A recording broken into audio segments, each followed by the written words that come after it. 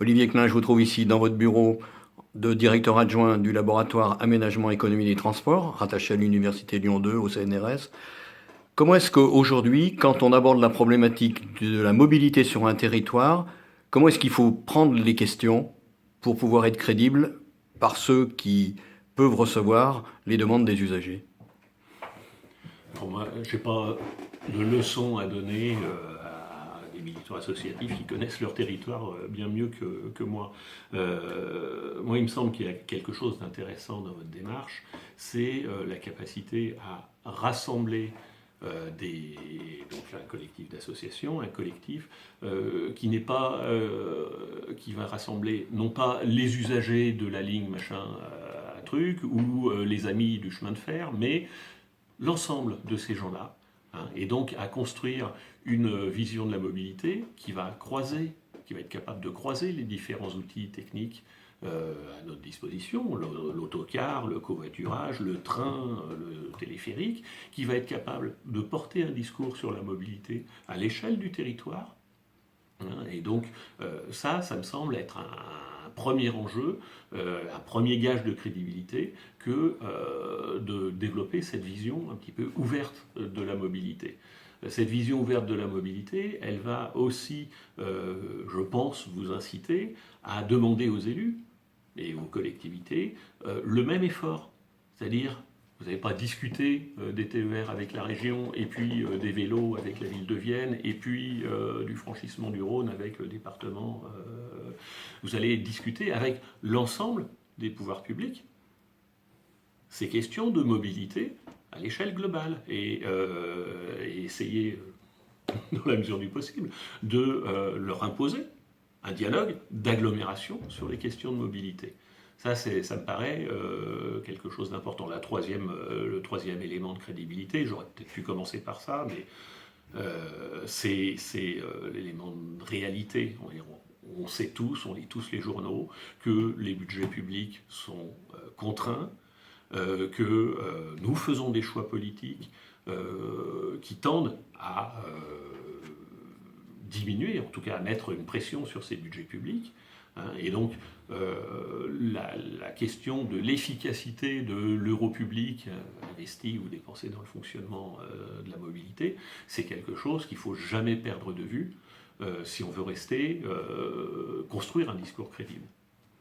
Alors il y a quelque chose qu'on évoquait lorsqu'on a préparé cet entretien, c'était une dimension systémique des transports, c'est-à-dire qu'il fallait peut-être pas raisonner pour l'évaluation qualitative et quantitative uniquement sur un mode de transport donné, mais peut-être voir ça d'une façon plus globale et que les uns entraînaient les autres. Alors ça, c'est effectivement une des leçons, enfin que moi en tout cas je tire des 2 décennies passées, c'est-à-dire que on voit bien aujourd'hui, en tout cas sur le centre des agglomérations, sur les territoires un peu plus périphériques, les choses sont forcément un peu plus ténues, mais sur le centre des agglomérations, on a une conjonction une accumulation d'offres de transport. Prenez Lyon, vous avez évidemment un système de métro, tramway qui est allé en s'améliorant avec les bus également.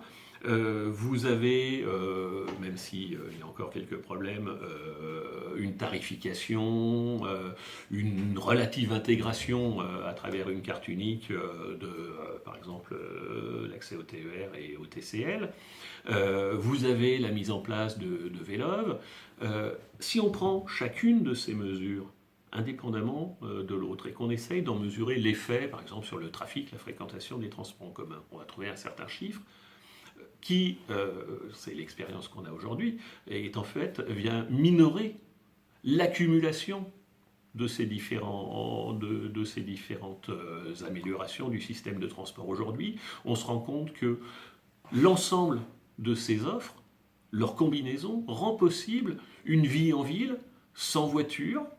Alors pas pour tout le monde, hein, mais on a une part non négligeable aujourd'hui de la population qui a adopté une vie sans voiture avec une utilisation des transports en commun et des modes actifs qui leur permet d'avoir une activité parfaitement normale, en tout cas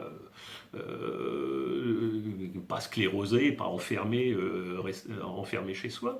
Hein. Et ça, c'est l'accumulation de ces offres, et donc c'est cette vision systémique au métier en avant dans votre question, qu'on a du mal à mesurer, parce qu'évidemment, au moment où on va choisir d'augmenter la fréquence d'une ligne TER ou de la diminuer, on va avoir du mal à prendre en compte cette dimension systémique.